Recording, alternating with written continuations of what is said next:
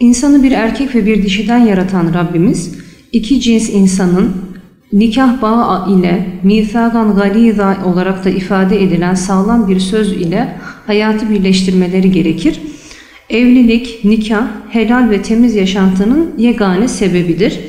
Toplumun, neslin, nefsin huzuru için evlilik, nikah olmazsa olmaz şarttır ve insanoğlu evlilikle beraber hayatında yeni bir pencere açar. Her aklı selim sahibi, her zevki selim sahibi insan vakti zamanı geldiği zaman evlenmeyi murad eder. Bu tabii fıtri bir istektir ve niyettir. Ve her insan evlenmeyi murad ederken günümüz gençlerine baktığımızda maalesef gençler evlenmekten uzak durabilmektedir. Ya evlenmeyi istemiyorlar çünkü önlerinde örnek bir evlilik göremeyebiliyorlar yahut da maddi kaygılardan dolayı evliliği öteliyorlar, evliliğe cesaret edemiyorlar. Bu da toplumda genel anlamda büyük bir sorun oluşturmaktadır. 2025 yılı Cumhurbaşkanlığımızın da tensipleriyle aile yılı olarak ilan edildi. Çünkü toplumumuzda aileye dair sinyaller maalesef veriliyor. Sinyaller artık çok fazla duyuluyor. Bu açıdan da evliliğin teşvik edilmesi, uygun şartlarda, uygun zeminlerde, uygun kişilerle sağlam evliliklerin kurulması en hayati meselelerimiz arasında yerini almaktadır. Evlilik tabii ki maddi hazırlığı da gerektiren bir süreçtir. Ama bunun yanında evlilik okulları, aile bilinci gibi insanların evliliği daha sağlam yürütebilmeleri için de kendilerini hazırlamaları gerekmektedir. Tabii ki hayatın döngüsü içerisinde maddi ihtiyaçlar da evliliğin devamı için çok zaruridir. Bunun en güzel örneklerini Hz. Ali ile Hz. Fatıma'nın evliliklerinde görmekteyiz. Hz. Ali ve Hz. Fatıma'nın evlendiğinde de maddi hazırlıklar için Ümmü Seleme annemiz yer almıştır ve onlar için o anda lazım olan en mütevazi, en doğal çeyizlerini hazırlamışlardır. Nitekim Peygamber Efendimiz Aleyhisselatü Vesselam'ın bu konudaki tavsiyesi açık ve nettir.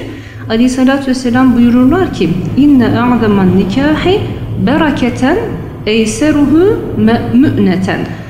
En bereketli nikah külfeti en az olanıdır buyuruyor Peygamber Efendimiz. Günümüz evliliklerine baktığımızda ise maalesef daha nişan öncesinde, evlilik teklifinde dahi çok fazla beklentiler içerisine giriyorlar gençler. Evlilik öncesinde, nişanlanmada, evliliğe hazırlıkta her bir maddi ihtiyacın en lüks şekilde karşılanması, bunun yanında lüks hediyelerin alınmasının istenmesi evliliği maalesef zorlaştırmakta. Günümüzün ekonomik şartlarında da bu maalesef gençleri evlenmekten uzak tutmakta. Bunun en güzel yolu günümüzün ihtiyaçlarını en uygun şekilde, en kolaylaştırarak, yani ben görmedim kızım görsün, ben olmadım, benim daha evim yokken, arabam yokken ben evliydim, birçok zorluk yaşadım, bunu oğlum yaşamasın diye bütün maddi ihtiyaçların tamamen karşılandıktan sonra evliliğin yapılması yahut da evlenmeden önce bütün ihtiyaçların alınarak borçlanıldıktan sonra evlenilmesi evliliklerde huzuru kaybettirmeye neden oluyor. Bunun için de evliliklerin herkesin kendi bütçesine göre en mütevazi, en doğal ihtiyaçların israfa kaçmadan normal ölçüler içerisinde alınması, iki tarafın maddi kaygılardan da öte, tabii ki maddi kaygıları da yani biz bir kenara atamayız ama maddi kaygılardan önce çocukların sağlam, huzurlu bir yuva kurmaları için ebeveynlere de görevler düşmektedir. Hem genç kızlarımız hem genç beyefendilerin evlilikle ilgili bakış açılarını farklı yönde değiştirip ben daha iyi bir evlilik için neler yapabilirim kaygısı içerisinde bulunmaları, tabii ki sorumluluklarını yerine getirerek o sorumluluk bilinciyle helal kazanç peşinde koşmaları, hayatlarını idame ettirecek normal standartlarda bir hayatı hedeflemeleri gayet tabii ve normaldir.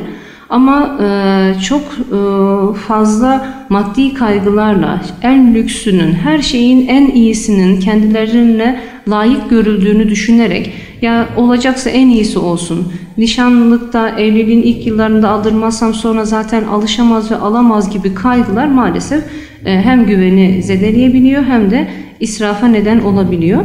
Bu noktada da evliliklerin kolaylaştırılması Hazreti Peygamber'in tavsiyesidir. Biz de gençlerimize, ailelerimize evliliğin kolaylaştırılması ve evlilikte asıl olanın bereket olduğunun unutulmamasını düşünüyoruz.